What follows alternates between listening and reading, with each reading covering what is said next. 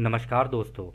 Law of one यानी एक का कानून, या कह लीजिए एक का ज्ञान, या कह लीजिए एक के तरीके।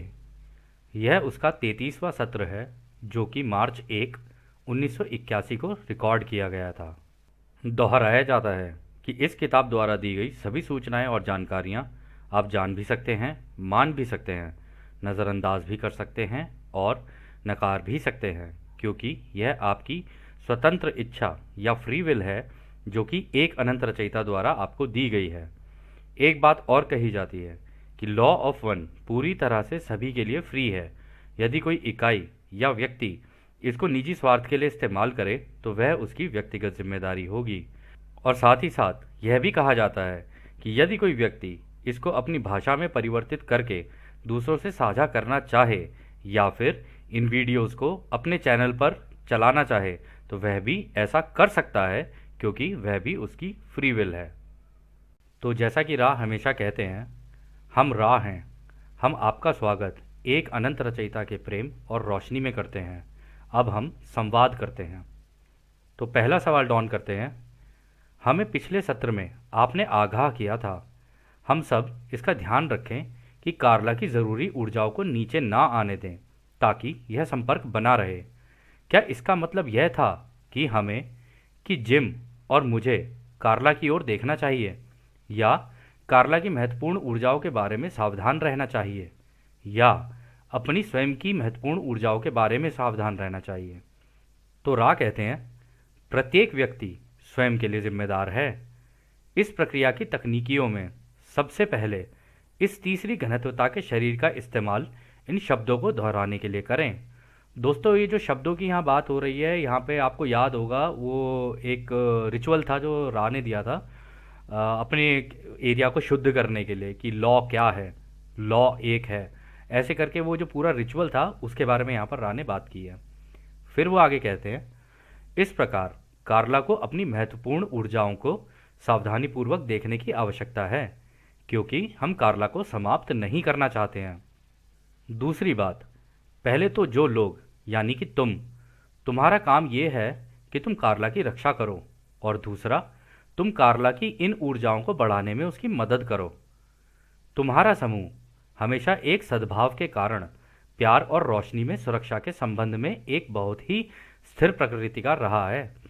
इस प्रकार इस पतले बैंड के संपर्क की निरंतरता सुनिश्चित करता है। हालांकि तुम में से किसी एक की महत्वपूर्ण ऊर्जा समाप्त हो रही है तो कार्ला को अपनी महत्वपूर्ण ऊर्जा के एक बड़े हिस्से का उपयोग करना चाहिए। इस प्रकार लंबे समय के लिए इस काम को करने के लिए कार्ला को खुद की ही ऊर्जाओं का काम में लाना होगा। कृपया समझें कि हम आपकी स्वतंत्र इच्छा के इस उल्लंघन के लिए आपसे क्षमा चाहते हैं। हालांकि यह हमारी विकृति समझ है कि आप पूरी तरह से अपने आत्मसमर्पण के कारण इस जानकारी को पसंद करेंगे, बनस्पत इसके कि साधन को ही खत्म कर दें या अपने समूह को उस बिंदु तक खत्म कर दें जहां संपर्क कायम नहीं रह सके। तो दोस्तों, यहाँ पर जो रा ने कहा है ना, रा ने कहा है कि कार्ला की ना ऊर्जा नीचे जा रही थी, पर ऐसा नहीं है। यहाँ पे डॉन और जिम भी बैठे हुए थे, तो जिम भी मेडिटेशन वाली स्टेट में बैठे हुए थे। तो जिम की ऊर्जा नीचे जाने की वजह से उन्होंने बोला कि कार्ला को अपनी जो स्वेच्छा होती है, जिसको वाइटल एनर्जी कहते हैं, उसका इस्तेमाल करना होगा। इस जो इन लोगों ने बोला ना पतली बैंड, यानी कि जिस तरीके से हम लोग रेडियो पे फ्रीक्वेंसीज चेक करते हैं 95.5, 95.6, ऐसे फ्रीक्वेंसी चेक करते हैं ना, ये इतनी पतली है कि रेडियो वगैरह पे नहीं आएगी। ये केवल दिमाग के अंदर ही जा सकती है, या कह लो आत्मा के लेवल पर जाकर काम कर सकती है। तो वो ये कह रहे हैं कि इसके लिए कार्ला को ही करना पड़ेगा इस काम को। और दूसरा ये कि वो ये भी कह रहे हैं कि भाई इस लेवल तक भी मत चले जाना अपने आप को, क्योंकि तुम आत्मसमर्पण कर चुके हो इस काम के लिए, तो इस लेवल पर भी मत चले जाना कि तुम यार अपनी ही जिंदगियां दांव पे लगा दो। क्योंकि अगर ऐसा हुआ तो फिर ये तो काम ही नहीं हो पाएगा ना, फिर तो कहीं संतुलन है नहीं इस बात में। ऐसे मत बन जाना कि चौथी घनत्वता वाले बनकर दूसरों के लिए जान ही दे दो। खैर, अगला सवाल डॉन करते हैं, क्या आप हमें सलाह दे सकते हैं कि संपर्क बनाए रखने के लिए सर्वोत्तम संभव स्थिति कैसे बनाए रखें? तो रा कहते हैं, हमने इस चैनल के उचित पोषण के बारे में जानकारी दी थी, इसलिए हम आमतौर पर केवल 2 तरीकों से खुद को दोहराते हैं। सबसे पहले हम सुझाव देते हैं कि बहादुर और शारीरिक जटिल कमजोरी विकृति को अनदेखा करने की बजाय इस परेशानी को समूह के साथ साझा करना अच्छा है। और इस प्रकार शायद हम कहेंगे संपर्क के लिए एक अवसर सत्र को ना करें जब कार्ला थकी हुई हो, ताकि एक और अवसर आ सके जिसमें कार्ला ठीक से समर्पित हो। तो दोस्तों यहाँ पे वो ये कह रहे हैं कि ज़्यादा ना हीरो बनने की ज़रूरत नहीं है कि इस चक्कर में तुम सब चीज़ अनदेखी करते चले जाओ और इस काम को ही करते चले जा रहे हो और तुम्हें लगे कि हाँ जी आज ही हम हीरो बनेंगे। तो ऐसा ना करो, अपने ग्रुप में बैठ के एक दूसरे को बताओ कि हाँ यार मेरे ये ना एनर्जीज नीचे जा रही हैं या मेरे को ये दिक्कत आ रही है, परेशानी आ रही है। क्योंकि ज़्यादातर हम लोग ऐसे हीरो बनने की कोशिश करते हैं, बताते नहीं हैं दूसरों को। तो वो कह रहे हैं कि इस केस में ऐसा होता है कि तुम बता दो ताकि उस सेशन को तुम ना करो। ठीक है, कोई बात नहीं, सेशन बाद में भी हो जाएगा। कह रहे लेकिन सेशन के लिए जो ऊर्जा और जो एनर्जी चाहिए होती है ना, उसको बरकरार रखने के लिए अपने शारीरिक अवस्था का ध्यान रखना ज़रूरी है। और उन्होंने कहा है कि पहले हम तुमको अपने खाने पीने और उन सब चीज़ों के ऊपर बता चुके हैं कि इन सब चीज़ों को खा पी के और जो पोषण है अपना उसको ठीक रखो, तभी तुम ये इस काम को कर पाओगे। क्योंकि जनरली ये होता है ना, जब इस तरीके का काम हो रहा होता है ना, इंसान का खान पान सब कुछ छूट जाता है, प्रेम में बह जाता है। और प्रेम में बहने के बाद फिर वही है ना कि हाय तेरे प्रेम में भूख भी ना लगे माही, तू तो हमसे दूर ही दूर हुए जा रहा है, हम तुझे पास चाहते हैं और तू दूर हुए जा रहा है। तो अट्रैक्शन सा बिल्ड हो जाता है। तो ऐसा ना किया जाए, थोड़ा सा सद्बुद्धि का इस्तेमाल करना चाहिए। फिर वो आगे कहते हैं, दूसरा, सद्भाव में शुरू किया गया कार्य जारी रह सकता है। सद्भाव, धन्यवाद और अवसरों की और रचयिता की प्रशंसा, ये आपकी सुरक्षा है। ये हमारे सुझाव हैं, हम विशिष्ट नहीं हो सकते क्योंकि इस संपर्क में आपकी स्वतंत्र इच्छा सबसे ऊपर है। जैसा कि हमने कहा, हम केवल इस विषय पर बात करते हैं क्योंकि इस संपर्क से लंबे समय तक रखरखाव के प्रति हमारी अपनी समझ है। तो वो ये कह रहे हैं कि देखो, ये जो सद्भाव है, एक दूसरे के प्रति धन्यवाद है और इस तरीके के जो अवसर तुम्हें मिल रहे हैं इस कार्य को करने के लिए, और अगर तुम क्रिएटर की प्रशंसा करो कि थैंक यू क्रिएटर, आपने ये मौका दिया हम लोगों को ये काम करने के लिए, हम इसके लिए बड़े आभारी हैं आपके। तो अगर तुम ये चीज़ें करोगे ना, ये तुम्हारी सुरक्षा के ही काम आएंगे। कह रहे, और उन्होंने कहा देखो हम सुझाव तुम्हें दे तो सकते हैं लेकिन उसका भी ध्यान रखकर कि हम तुम्हारी आज़ादी का उल्लंघन ना करें, क्योंकि वो सबसे ऊपर है। इसलिए आपने नोटिस भी किया होगा दोस्तों, रा ना सुझाव नहीं देते, वरना आप एक्शन अपने रा के अकॉर्डिंगली लेने लग जाओगे। तो इसमें आपकी सीख नहीं है, और अगर आपकी सीख नहीं है तो आपके द्वारा रचयिता भी नहीं सीखेंगे। तो इसलिए वो इंटरफेयर नहीं करते फ्री विल के अंदर। और इसी में वो आगे कह रहे हैं कि हम चाहते हैं, हम तुम्हें अपनी समझ से बता सकते हैं कि भाई इस तरीके के रख रखाव अगर तुम करोगे तो ये जो हमारे सत्र चल रहे हैं ना, ये थोड़े लंबे चल सकते हैं। तो खैर अगला सवाल डॉन करते हैं। आपका बहुत बहुत धन्यवाद। कार्ला के पास एक तथाकथित रंग चिकित्सा के लिए यानी कलर थेरेपी के लिए एक उपकरण है, और क्योंकि हम पिछले सत्र में इस पर बात कर रहे थे, मैं विभिन्न रंगों के बारे में सोच रहा था कि क्या ये किसी तरह से रंग चिकित्सा यानी कलर थेरेपी के सिद्धांत पर लागू होते हैं कि इसका इस्तेमाल शरीर के अलग अलग रंगों या चक्रों पर किया जा सके। क्या इसका कोई लाभकारी प्रभाव है, और क्या आप मुझे इसके बारे में कुछ बता सकते हैं? तो दोस्तों यहाँ पर डॉन ने जो क्वेश्चन किया है वो किया है कलर थेरेपी को लेके। और हाँ, कलर थेरेपी नाम की भी एक चीज़ होती है जो आपकी जो ऑरा होता है और आपके जो चक्रास होते हैं उनके ऊपर काम करती है। ठीक है, अब ये कितनी सही है कितनी नहीं है अभी रा आगे बताएंगे इसमें, तो हम देखते हैं रा क्या कहते हैं। तो रा कहते हैं, यह चिकित्सा जैसा कि आप इसे कहते हैं एक व्यक्ति के दिमाग शरीर आत्मा परिसर में ऊर्जा या कंपन की तीव्रता को उत्तेजित करने के लिए बहुत कुछ हद तक एक अनाड़ी और भिन्न रूप से उपयोगी उपकरण है जो किसी व्यक्ति के लिए सहायक हो सकता है। इस उपकरण की परिवर्तनशीलता सबसे पहले उपयोग किए गए वास्तविक रंगों की कमी के कारण है। दूसरा, आपके लोगों के बीच कंपन के प्रति संवेदनशीलता में अत्यधिक भिन्नता के कारण भी है। तो वो ये कह रहे हैं, देखो तुम इसका इस्तेमाल तो कर सकते हो लेकिन ये जो कलर्स होते हैं ना, ये सारे अपने अलग अलग फ्रीक्वेंसी पर चलते हैं।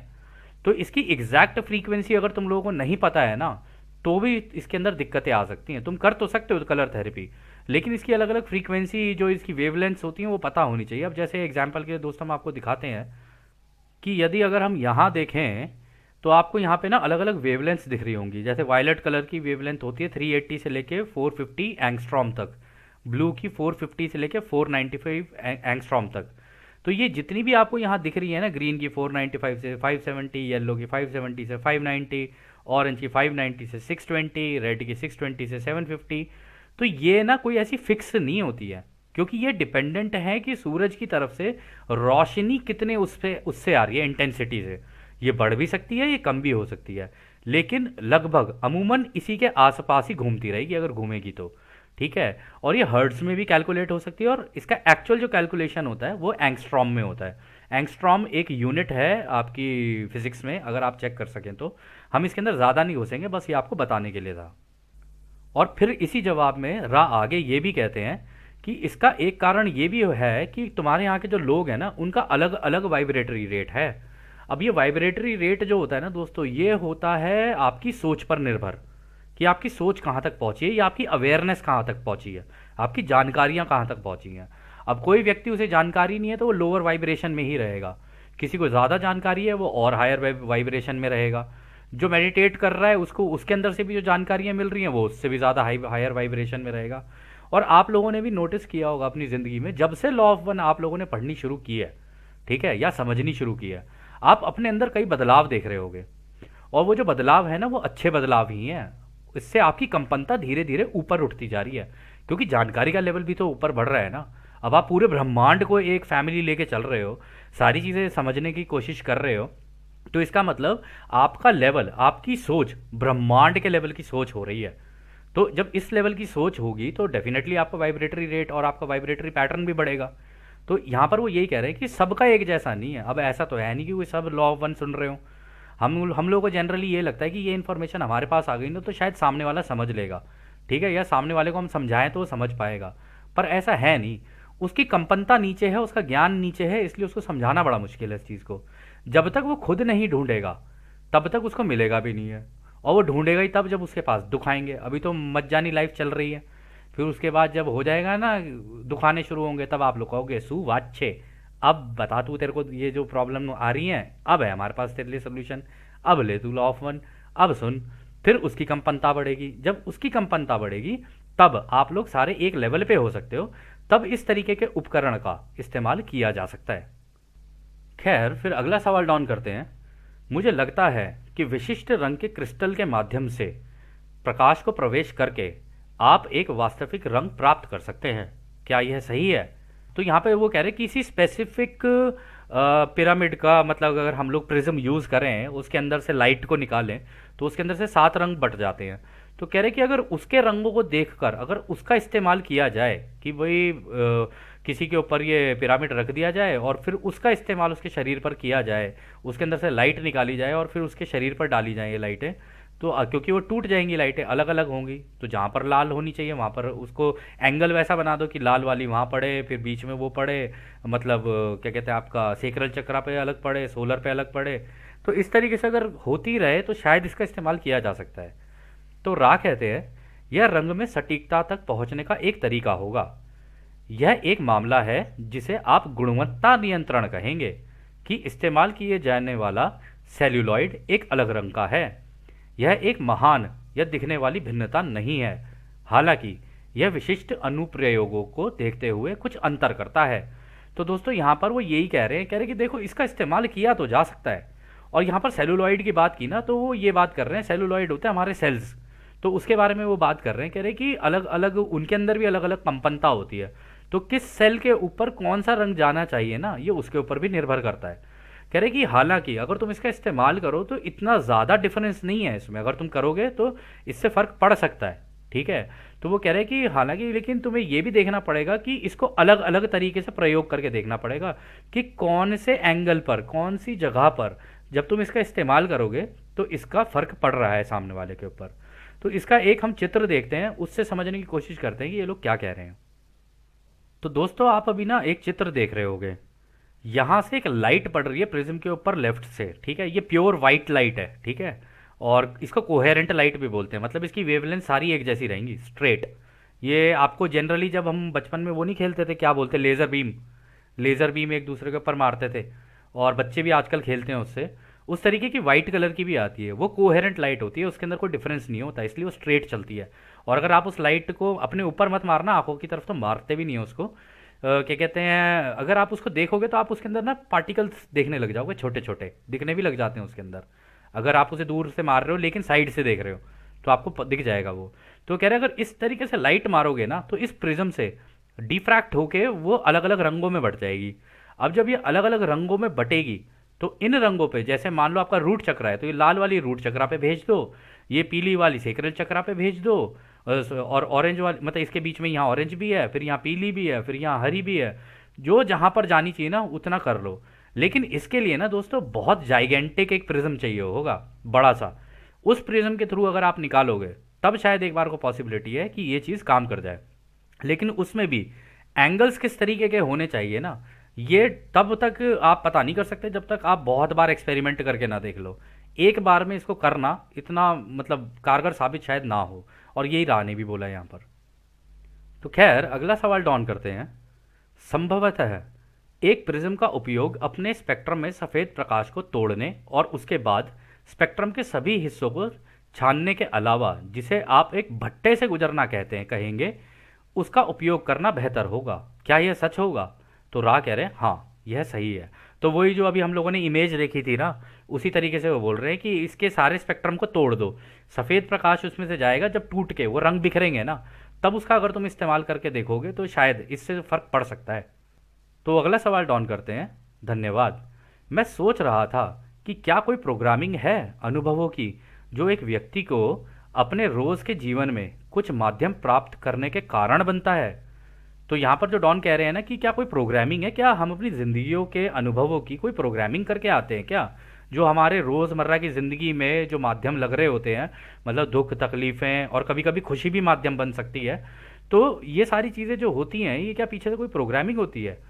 फिर वो आगे कहते हैं डॉन, उदाहरण के लिए जैसा कि हम अपने दैनिक जीवन से गुजरते हैं, बहुत सी चीज़ें जो हैं जो हम करते हैं, हम इन अनुभवों को शुद्ध संयोग या संयोग से घटित होने के रूप में देखते हैं। तो यहाँ पर डॉन ये कह रहे हैं कि हमारे ज़िंदगी में जो चीज़ें चल रही होती हैं ना, जो हम काम कर रहे होते हैं, इधर उधर गुजर रहे होते हैं, कह रहे हैं हमें ऐसा लगता है कि ये तो संयोग से हो रही हैं। और हम लोगों की दोस्तों आदत भी ये होती है कि हम ये बोलते हैं, अरे जो विधि का विधान है उसे कौन बदल सका है, जैसा है वैसा होने दो। तो यहाँ पे उसके पीछे की जो प्रोग्रामिंग है ना उसको जानने की कोशिश कर रहे हैं, क्योंकि अगर ये वीडियो गेम है तो इसके पीछे की प्रोग्रामिंग हम पहले से इसका मतलब करके आ रहे हैं। तो यहाँ पर डॉन उस सवाल को लेकर उत्सुक थे। फिर आगे डॉन ये कहते हैं, हमारे जानबूझकर बनाए गए डिज़ाइन द्वारा, जैसे कि लोगों से मिलना या अलग अलग जगहों पर जाना, मैं बस सोच रहा था कि क्या पीछे से कुछ चल रहा है। मैं इसे कहूँगा कि कुछ मामलों में अधिक तेजी से विकास के लिए और आवश्यक अनुभव बनाने के लिए माध्यमों की प्रोग्रामिंग होती होगी। क्या ऐसा होता है?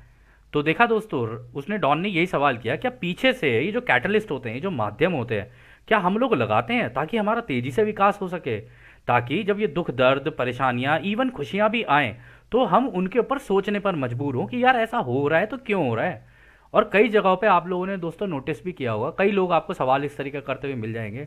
तो वो ये कहते हैं, अरे यार समझ नहीं आ रहा, मेरी ज़िंदगी जा आ रही है ना, कर रहा हूँ कुछ, रिजल्ट आ रहे हैं कुछ, करना कुछ चाहता हूँ हो कुछ रहा है। तो वो कन्फ्यूजन वाली स्टेट हो जाती है, जबकि उस कन्फ्यूजन वाली स्टेट में उनको रुक कर ये सोचना चाहिए कि यार ये हो रहा है तो क्यों हो रहा है। एक सवाल जो सबसे इंपॉर्टेंट दोस्तों इस किताब को लेके जो हमें समझ में आया ना, या इस किताब को करने से पहले जो हमारी आदत भी थी स्टार्टिंग से ही, कि एक सवाल हमारे दिमाग में हमेशा रहता है किसी भी चीज़ को लेके, और वो है क्यों।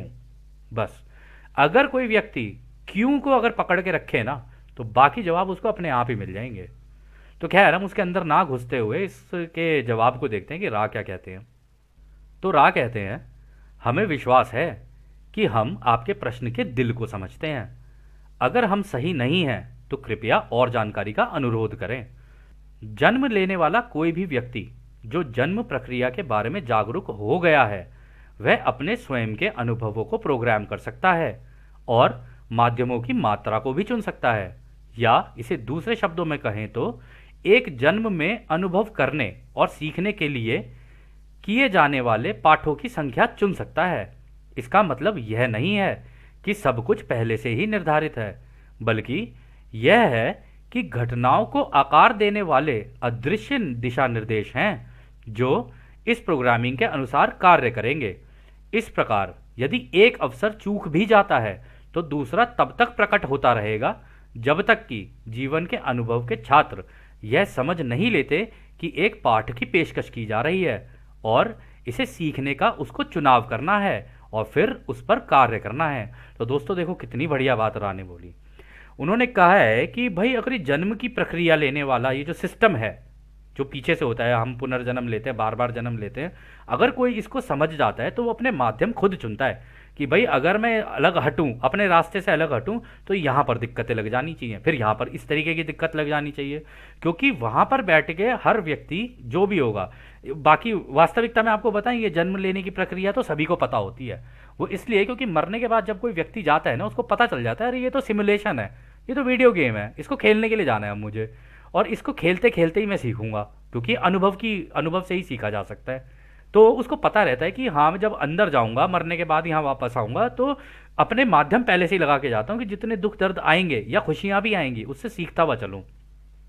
तो आगे वो इसमें यही कह रहे हैं कि जब भी कोई ऐसा करने लग जाता है, जब उसको ये ज्ञात हो जाता है कि हाँ भाई ये गेम इस तरीके से खेली जाती है, तो वो एक जन्म में अनुभव करने के लिए और सीखने के लिए अपने लेसन्स को डिसाइड करके आता है कि हाँ ये लेसन्स हैं जो मुझे लेने हैं यहाँ पर, ठीक है। और ऐसा भी नहीं है कि बहुत ज़्यादा लेसन लगा देगा, ठीक है, कुछ कम भी लगाते हैं, कुछ ज़्यादा भी लगाते हैं। जिसकी ज़्यादा लर्निंग हो गई होती है पहले, उसको कम लेसन्स लगाने पड़ते हैं। जिसकी कम लेसन मतलब कम लर्निंग हुई होती है उसको ज़्यादा लेसन्स लगाने पड़ते हैं। तो इस तरीके से ये होता रहता है। तो इसमें आगे भी वो कह रहे हैं कि हालांकि हम ये भी कहेंगे कि ऐसा नहीं है कि ये कोई पहले से निर्धारित है, क्योंकि कुछ चीज़ें तो रैंडम भी होंगी ना, कुछ रैंडम इवेंट्स भी होंगे उसके अंदर। फिर वो कह रहे हैं कि ये तो इसलिए होता है कि ये जो प्रोग्रामिंग होती है ना, ये अदृश्य दिशा निर्देश होते हैं, जिसको कई लोग सोल कॉन्ट्रैक्ट भी बोलते हैं, जो अपने हायर सेल्फ को दे के आते हैं। कह रहे ये तो वो दिशा निर्देश होते हैं तुमको ये बताने के लिए कि तुम इस ग्रह पर हो, ठीक है, और तुम्हें चुनाव करना है एक दिशा के अंदर जाने के लिए, और उसका चुनाव करके जब तक तुम उस दिशा में कार्य नहीं करने लग जाओगे ना, तब तक ये माध्यम तुम्हारी जिंदगी में लगते रहेंगे। और यहाँ पर भी वो कह रहे कि अगर मान लो एक अवसर चूक भी जाता है तो दूसरा तब तक प्रकट होता रहेगा जब तक कि जीवन के अनुभव के छात्र यह नहीं समझ लेते कि एक पाठ की पेशकश की जा रही है और इसे सीखने का उसको चुनाव करना है और फिर उस पर कार्य करना है। तो बता ही दिया राने। उन्होंने कहा कि भाई अगर ये दुख दर्द और ये सारी तकलीफें तुम्हारी ज़िंदगी में आ रही हैं ना, तो तुम्हें बैठ के उसको एनालिसिस करना है कि यार अगर ये दिक्कतें आ रही हैं, परेशानियां आ रही हैं या खुशियां आ रही हैं ज़रूरत से ज़्यादा, तो ये क्यों आ रही हैं? कुछ तो सिखाने के लिए आ रही होंगी ना। तो इससे क्या सीख मिली, उसके बेसिस के ऊपर तुम अपना एक चुनाव कर लो, या तो खुद की सेवा वाले रास्ते पर निकल जाओ या दूसरों की सेवा वाले रास्ते पर निकल जाओ। जो तुम्हें ठीक लगेगा उसके हिसाब से अपना रास्ता चुनो और उस रास्ते को चुनकर उसके ऊपर कार्य करना शुरू कर दो कि इससे पहले ट्रेन निकल जाए और तुम यूं ही कहते रह जाओ जी पहले तुम पहले तुम पहले तुम पहले तुम। आप इसी काम में लगे रहोगे, यहाँ पे ट्रेन निकल जाएगी, फिर रिपीट मारना पड़ जाएगा 25,000 साल की साइकिल।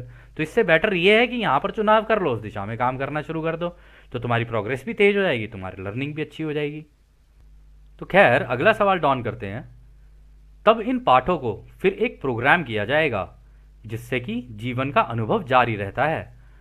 मान लीजिए कि एक व्यक्ति एक झुकाव को विकसित करता है जिसे उसने जन्म से पहले विकसित होने के लिए वास्तव में चुना था, तो अनुभवों को प्रोग्राम करना संभव है ताकि संतुलन के माध्यम से इस झुकाव को कम करने का अवसर मिल सके। क्या यह सही है?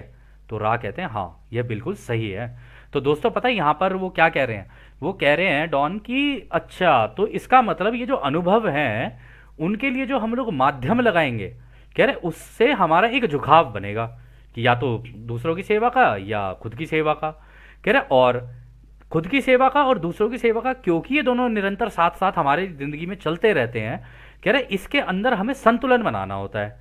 कह रहे और वो जो संतुलन बनाना होता है ना, वो अंत में जाके, क्योंकि दोस्तों सबको ना क्रिएटर के जैसा बैलेंस सीखना है।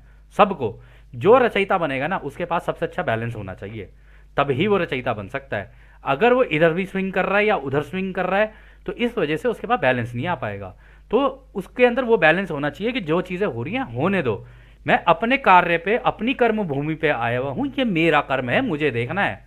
दूसरे के कर्म से अगर मैंने अपने आप को अटैच किया तो मैं एंटैंगल हो जाऊंगा। इस प्रोसेस को कह लो या इस कॉन्सेप्ट को लो दोस्तों, एंटैंगलमेंट का प्रोसेस बोलते हैं।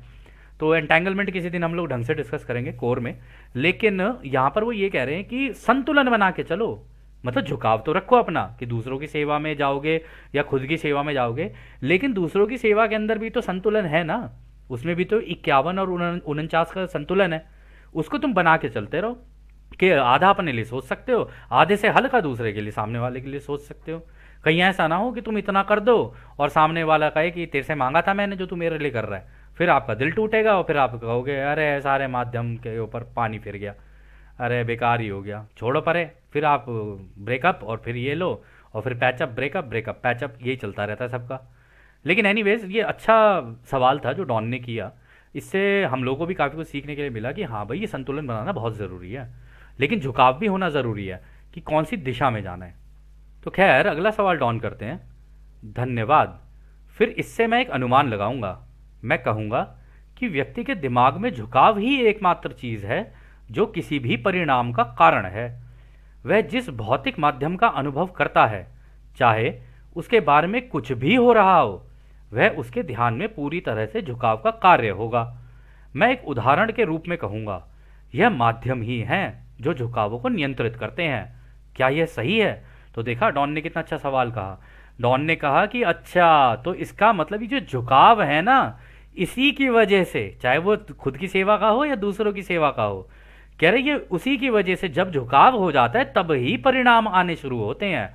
और इन झुकावों का जो मेन रूट कॉज है, जो कारण है, वो है ये माध्यम। और ये जो माध्यम लगने शुरू होते हैं तब हमारे झुकाव पैदा होने शुरू होते हैं। और जब वो झुकाव पैदा होना शुरू होते हैं तो वो इन माध्यमों को नियंत्रण करते हैं, और वो ये जो माध्यम है वो इन झुकावों को नियंत्रण करते हैं, और ये जो झुकाव हैं वो परिणाम को नियंत्रण करते हैं। तो ये तीनों चीज़ें आपस में जुड़ी हुई हैं और तीनों चीज़ें एक दूसरे को कंट्रोल करती हैं। तो खैर रा इसका जवाब देते हैं। हम आपके साथ अपने संचार में किसी भी प्रसिद्ध उदाहरण, कहावत या कहावत का उपयोग नहीं करना पसंद करते हैं, क्योंकि किसी भी प्रसिद्ध कहावत में जबरदस्त विकृति या तोड़ मरोड़ होती है। इसलिए हम आपसे सवाल के पहले भाग का उत्तर यह कहते हुए दे सकते हैं कि आप उदाहरण को हटा दें। यह पूरी तरह से सच है हमारे सर्वोत्तम ज्ञान के अनुसार कि झुकाव का कारण या मन शरीर आत्मा परिसर का ध्रुवीकरण प्रत्येक व्यक्ति द्वारा उत्पन्न धारणाओं का कारण है। तो वो ये कह रहे हैं कह रहे ठीक है, तुमने सोच तो लिया कि भाई इस तरीके का वो जो झुकाव है, फिर उससे मतलब माध्यम से झुकाव है, झुकाव से परिणाम है, तुमने सोच तो लिया। कह रहे लेकिन तुमने एक उदाहरण के तौर पे इसको लिया, जबकि उदाहरण जो होते हैं ना उनके अंदर बड़ी तोड़ मरोड़ होती है। एक उदाहरण का अगर तुम लोगे तो चीज़ें किसी भी दिशा में जा सकती हैं। कह रहे तो इसलिए उदाहरण के अंदर इतनी तोड़ मरोड़ होती है तो उसको छोड़ ही दिया जाए तो अच्छा है। लेकिन हम तुम्हें ये कह सकते हैं अपने एक्सपीरियंस के बेसिस के ऊपर, कि जो हमने अनुभव किए हैं, और अपने ज्ञान के बेसिस के ऊपर, कि भाई इसका जो कारण होता है ये होता है तुम्हारी धारणाएं। मतलब बचपन से जो तुम्हारा परसेप्शन बना हुआ है चीज़ों को। अब होता है ना दोस्तों कि किसी की मान्यता है, अब मान्यता है तो फिर मान्यता ही है, उसके अंदर फिर जानने के लिए तो कुछ है नहीं। मानना है तो फिर मानते ही चले जाओ, उसमें क्या है। तुम कभी जान ही नहीं पाओगे कि रचयिता ने कैसे बनाया, रचयिता के तरीके क्या है, ठीक है ना। या फिर एक व्यक्ति के लिए अपनी खुद की प्रोग्रेस करने के लिए कौन सी चीज़ें होनी चाहिए। मान्यताओं में तो आप बहते चले जाओगे, जानने की कोशिश कभी नहीं करोगे। और अगर आपने जानने की कोशिश नहीं की तो फिर आप सीख भी नहीं पाओगे, क्योंकि सीखने के लिए तो जानना ज़रूरी है ना। मानोगे तो सीख तो वहीं रुक गई, वो तो ठहरा हुआ पानी है, तालाब है, सड़ जाएगा आगे जाके। बहती हुई नदी बनना ज़्यादा सही है कि इधर से भी सीखते चलो, उधर से भी सीखते चलो, इधर से भी सीखते चलो, उधर से भी सीखते चलो। तो खैर आगे राह और बोलते हैं। इस प्रकार आपके किराने की दुकान में एक दृश्य देखा जा सकता है, यानी जो हमारी ग्रोसरी शॉप है उसके बारे में कह रही है। स्वयं से आगे का व्यक्ति हो सकता है पर्याप्त धन के बिना हो। कोई व्यक्ति उस परिस्थिति में एक अवसर के रूप में चोरी करने के लिए भी कर सकता है, यानी हो सकता है वो जो आपके आगे जो व्यक्ति खड़ा है वो इसी का, उसके पास पैसे नहीं है तो वो हो सकता है चोरी कर ले, इसको एक अवसर के रूप में देखे, उसके लिए ये एक अवसर का कारण बनेगा कि वो चोरी कर ले। फिर वो कहते हैं कोई और दूसरा व्यक्ति इस अवसर को खुद को असफल महसूस करने के लिए कर सकता है। हाँ हो सकता है एक व्यक्ति बेचारा निराश हो जाए कि हे भगवान ऐसी कैसी ज़िंदगी है कि मेरे पास पैसे ही नहीं है, बताओ मैं कुछ खरीद नहीं सकता, मैं कुछ नहीं कर सकता, बिल्कुल गरीब हूँ मैं। वो अपने लिए असफल महसूस होना शुरू कर दे। फिर वो आगे कहते हैं कोई और दूसरा व्यक्ति अपने सामान में से कम आवश्यक वस्तुओं को हटा सकता है और केवल उसके लिए ही भुगतान करे जो वो खरीद सकता है। हाँ दोस्तों, ऐसा भी हो सकता है कि अगर मान लो उसके पास लिमिटेड पैसे हैं, उसके पास 100 रुपये, गलती से उसने अपनी बकेट के अंदर डाल लिया 150 रुपये का सामान, तो 50 रुपये का सामान निकाल के अलग कर देगा, 100 रुपये का सामान खरीद लेगा। हो गया संतुलन, उसने उतना ही लिया जितने की उसको ज़रूरत थी, या जितना उसकी जेब बोल रही थी कि भाई इतना ही कर सकता हूँ मैं, उसके हिसाब से उसने काम किया। और आगे अपनी साधारण जिंदगी जिए। हाँ मतलब ऐसा करके अपनी साधारण सी जिंदगी भी जी सकता है, कोई दिक्कत नहीं है उसको ऐसे करने में। फिर वो आगे कहते हैं स्वयं के पीछे खड़े किसी व्यक्ति को करुणा का अनुभव भी हो सकता है। ये भी हो सकता है कि आपके पीछे खड़ा हुआ कोई व्यक्ति उस गरीब व्यक्ति को देख रहा हो कि इसके पास पैसे नहीं है, वो उसके अंदर करुणा का भाव आ सकता है कि हे भगवान, बेचारा कैसा है, कैसी जिंदगी मिली है इनको, है ना। तो एक व्यक्ति ऐसे भी सोच सकता है, उसके लिए दुख व्यक्त करे। फिर आगे वो कहते हैं किसी व्यक्ति को दरिद्र व्यक्ति के पास खड़े होने के कारण अपमान का अनुभव भी हो सकता है। कई लोग ऐसे होते हैं जो गरीब को पास भी ना आने देके है, छी छी चलो दूर हटो, होते हैं ना कुछ लोग ऐसे, जैसे कि गरीब नहीं आ गया पास में, कोई बिल्कुल कोई भूत आ गया हो पास में और आज ही खा जाएगा इनको, ठीक है ना। तो कोई कोई व्यक्ति इस तरीके से भी बिहेव कर सकता है। फिर वो आगे कहते हैं किसी व्यक्ति को उदारता का अनुभव हो सकता है, किसी व्यक्ति को उदासीनता का अनुभव भी हो सकता है। तो कुछ भी हो सकता है, कोई व्यक्ति उदार भी हो सकता है, वो कहे कि भाई तेरे पास पैसे नहीं है ना, चल कोई बात नहीं, मेरे पास एक्स्ट्रा पड़े हैं, ये ले यार 100 रुपये, तेरे को सामान लेना है तू चल, क्योंकि पीछे भीड़ इतनी लंबी लगी हुई है और वो भीड़ भी है, ऊपर से मेरे को तेरे पे दया भी आ रही है, तो आगे बढ़ पाएंगे, ले 100 रुपये तू ले, तू अपना सामान ले मेरे भाई, आगे निकल। ऐसे भी हो सकता है। और ऐसा भी हो सकता है कि कोई बेचारा बिल्कुल ही उदासीनता से अनुभव कर रहा हो, वो कह रहा है यार जो भी हो इग्नोर करो यार, ये पता नहीं हट क्यों नहीं रहा है यहाँ से, ठीक है ना। कोई इस तरीके का भी हो सकता है। तो इसमें देखना भी आगे अगला जो सवाल रा करते हैं उनसे, रा कहते हैं क्या अब आप एक ही पल में सभी घटनाओं को अधिक सही तरीके से देख सकते हैं। तो दोस्तों कितनी सही बात है, एक ही पॉइंट पे कितनी घटनाएं घट रही हैं और कितनी कितनी चीजें घट रही हैं, रा देख पाते हैं कि एक पर्टिकुलर पॉइंट पे कितनी प्रोबेबिलिटी और कितनी पॉसिबिलिटीज हैं। ऐसा नहीं हो सकता कि किसी एक पॉइंट पे हर किसी का रिएक्शन एक ही होगा, बिल्कुल अलग अलग रिएक्शन हो सकते हैं। और वो जो अलग अलग रिएक्शंस होते हैं ना, वो ही अलग अलग अनुभव जनरेट करते हैं क्रिएटर के लिए, और ये सारे अनुभव क्रिएटर ले रहे होते हैं। और क्योंकि रा सिक्स्थ डेंसिटी में वो देख भी सकते हैं ये सारी चीज़ें, तो वो भी कह रहे हैं कि इसलिए तुम समझ पा रहे हो एक ही पल में कितनी घटनाएं घट रही हैं, और जो इतनी घटनाएं घट रही हैं उनके बारे में यदि तुम बैठ के सोचो तो तुम्हें अपनी जिंदगी के एक एक पल को देखना पड़ेगा, सोचना पड़ेगा उसके ऊपर। और जब तुम उसे सोचोगे तब तुम ये अंदाजे लगाना शुरू करोगे कि यार इस सिचुएशन में मैं ऐसा भी कर सकता था, मैं वैसा भी कर सकता था, या मैं कैसा भी कर सकता था, या मैं कुछ भी नहीं कर सकता था। तो जब इस तरीके से अपनी जिंदगी में प्रोबेबिलिटी पॉसिबिलिटी लगानी शुरू करोगे तो तुम्हारी वाइब्रेशन है ना और हायर होती चली जाएगी, क्योंकि तुम्हारी जानकारी का स्तर ही बढ़ता चला जाएगा। और जब वो बढ़ेगा तो तुम्हारी प्रोग्रेस बाकी लोगों के मुकाबले तेज हो जाएगी। तो खैर दोस्तों, इस सत्र को अब हम यहीं समाप्त करते हैं। और जैसा कि राह हमेशा कहते हैं, अब हम आपको उस एक अनंत रचयिता के प्रेम, उसकी रोशनी, उसकी शक्ति और उसकी शांति में छोड़कर चलते हैं। आदने हमारे दोस्तों, आदने वासु। धन्यवाद।